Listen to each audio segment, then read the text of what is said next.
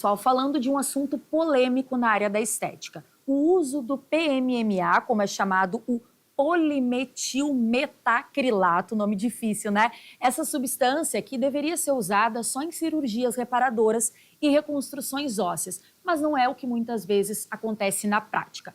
Muitos médicos têm aplicado em pacientes para fins estéticos, o que tem gerado várias complicações. Influenciadoras como a Mayra Card e a Mariana Michelini compartilharam em suas redes relatos depois de terem sido enganadas por profissionais que aplicaram o produto sem o conhecimento delas e também sem esclarecer os possíveis efeitos adversos. Infelizmente, pessoal, nem todos conseguem superar as consequências do uso do PMMA. A influenciadora Aline Ferreira, por exemplo, faleceu após a aplicação do material em seus glúteos. Associações médicas, inclusive, se manifestaram condenando a sua aplicação estética no rosto e no corpo após a morte. Então, para a gente falar mais desse assunto, a gente convidou uma médica dermatologista que integra a Sociedade Brasileira de Dermatologia no Rio Grande do Sul, que é a Andréia Gonzalez. Andréia Gonzalez, muito boa tarde, doutora, bem-vinda ao Conexão RS. Obrigada pela tua participação para a gente falar desse tema polêmico e importante. Uma vez, né, doutora, que a gente sabe que cada vez mais as mulheres têm recorrido a procedimentos para, enfim, para melhorar a sua autoestima e outras questões. Queria que a senhora começasse explicando o que é o PMMA para quem está nos acompanhando. Boa tarde, Bruna. Boa tarde a todos. Então, o PMMA, né, o polimetilmetacrilato, ele é um preenchedor que a gente considera definitivo. Ou seja, a única maneira da gente remover esse material é com cirurgia. A gente tem que abrir os tecidos para poder remover esse produto. E ele é nada mais do que um plástico sintético, né? Diferente do ácido hialurônico que a gente usa para preencher, né, hoje em dia, que ele é absorvível naturalmente pelo nosso organismo. O PMMA não, ele só é removível através de cirurgia. E ainda assim é uma cirurgia bastante temerosa. Por quê? Para remover esse produto, a gente pode lesionar, né, alguns órgãos, né, ou nervos, a pele, músculo, que são, né, considerados nobres. Então, a consequência pode ser maior ainda. No rosto, doutora, como a gente citou aqui no caso da Mayra Card, que a aplicação dela foi no rosto, dessa outra influenciadora digital que foi no glúteo. Quer dizer, eu queria que a senhora explicasse áreas que não é recomendado o uso e, de fato, aonde é recomendado o uso, para que ele realmente se presta no nosso corpo. Na verdade, assim, a Anvisa, que é a Agência Nacional de Vigilância e Saúde, ela só libera, né, o uso do PMMA em duas situações.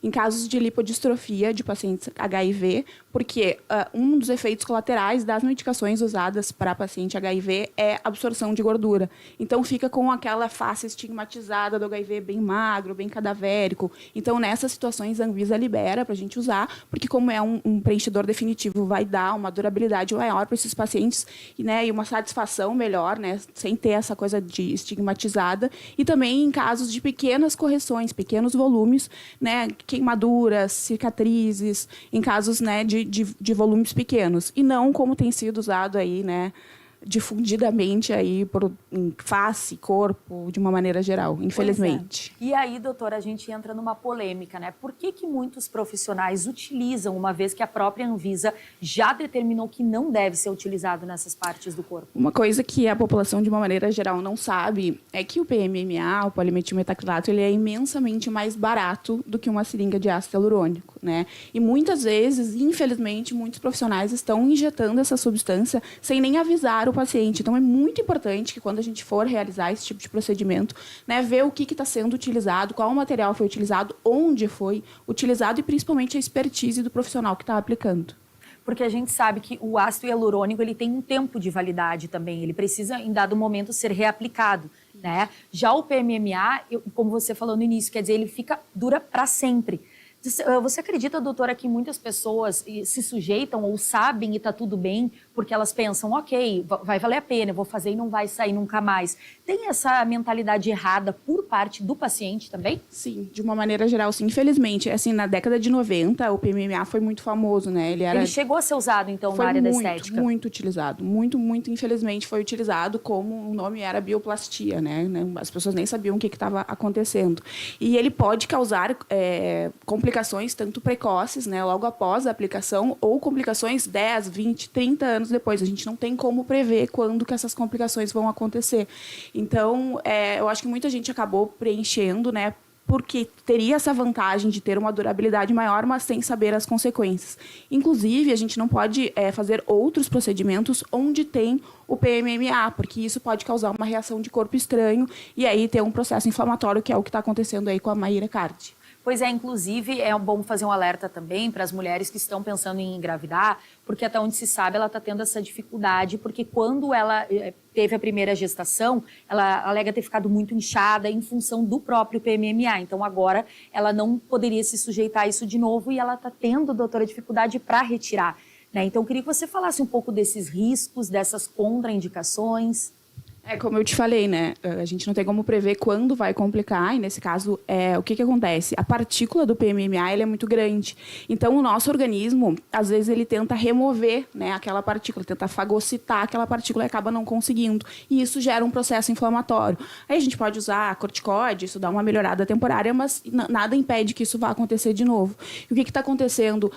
Os médicos estão, né, com medo de realizar o procedimento, porque na face a gente tem alguns nervos que podem, né, acabar causando um problema maior, como uma paralisia facial, por exemplo. Então, ela fica, né, nessa saia justa aí do que fazer. Se ela conseguir alguém para remover, existe um risco até maior, né, de ficar com uma paralisia facial, por exemplo. Perigoso, doutora. Você falou da questão da remoção, quer dizer, então não tem muito como remover, é muito arriscado para o profissional, para o médico, por causa dos riscos? Tem como remover, tem muitos cirurgiões plásticos que fazem isso, inclusive rotineiramente, mas depende, né, do local, da quantidade do produto, da profundidade do produto, isso vai depender de várias variáveis. E geralmente são cirurgiões plásticos que fazem esse procedimento. Tem muita gente que faz, mas isso vai depender, né, cada caso. Perfeito. Tem penalidades, doutora, para profissionais que fazem isso? Como é que funciona isso? Hoje a gente está com um movimento aí na área médica, que é exatamente a gente começar a notificar esse tipo de situação, né? A gente, né, falar para o CREMERS, no caso aqui do Rio Grande do Sul, quando acontecerem essas complicações, para a gente ter dados, né, a partir disso. Porque até então não se tinha muitos dados, até porque muitas vezes eu, inclusive, pego muitos pacientes no consultório que eles não sabem, né, o que foi preenchido. Então a gente pede uma ecografia, um ultrassom, para ver o que tem de material ali, para ver se a gente pode mexer ali ou não. Então, agora está acontecendo esse movimento da gente notificar essas situações para a vigilância. Complicado, né, doutora? E não tem como mesmo o próprio paciente saber, porque, claro, naturalmente, a gente não fica olhando, a gente só vê ali quando chega próximo do rosto, ou, enfim, com a seringa.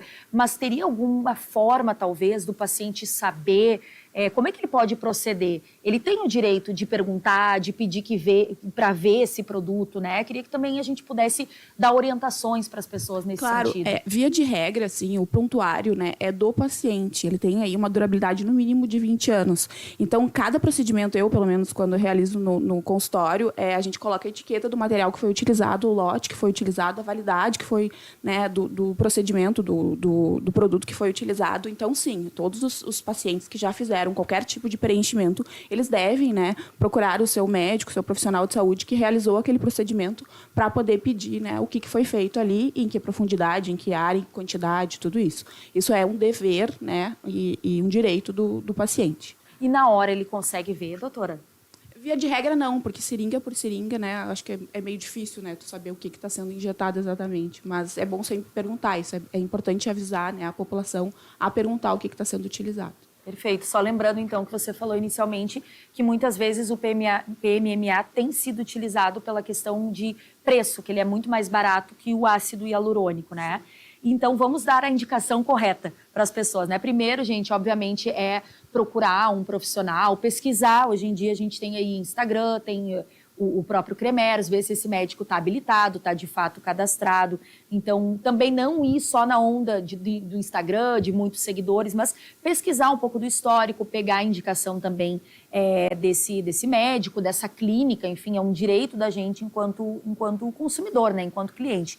Então, vamos dar a posição certa, doutora, aqui. Quais são hoje os materiais que, de fato, devem ser utilizados, que são autorizados pela Anvisa, os injetáveis, que são chamados, né, para procedimentos estéticos no rosto, no glúteo, outras partes do corpo?